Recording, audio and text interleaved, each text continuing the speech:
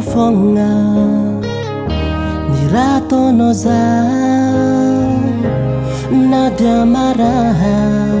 manduna tompo sautsiala satria zambotia yareta kufonga rano masoko falatsako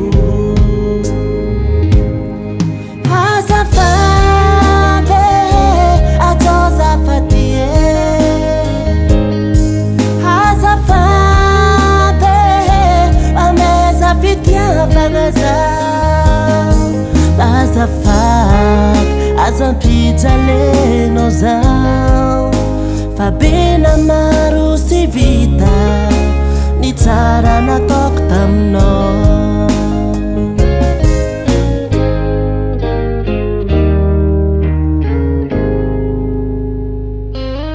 adalagna ataonao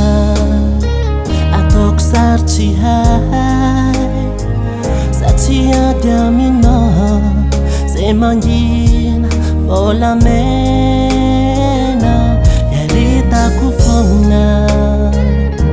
ny rataonao zaho na dia marary rano masoko falatsako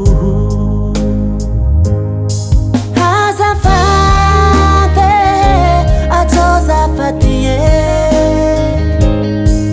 azafady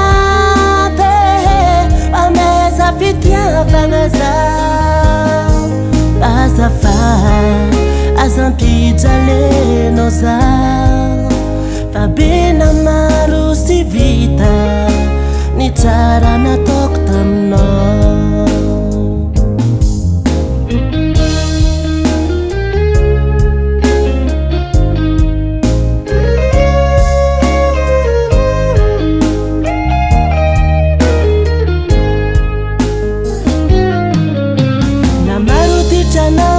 azaho tsy alenyanao zay maharitry zay vadinandriagna fa niriako atamboko anao mba iova fô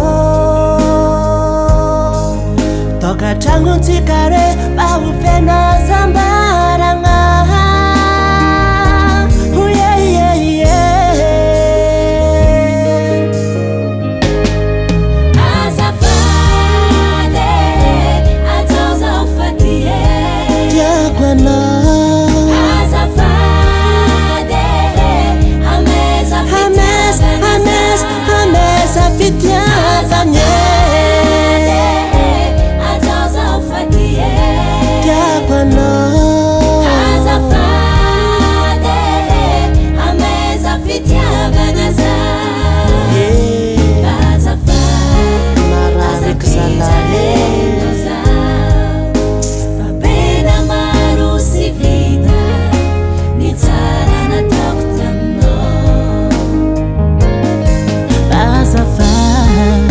azampitsa leno zao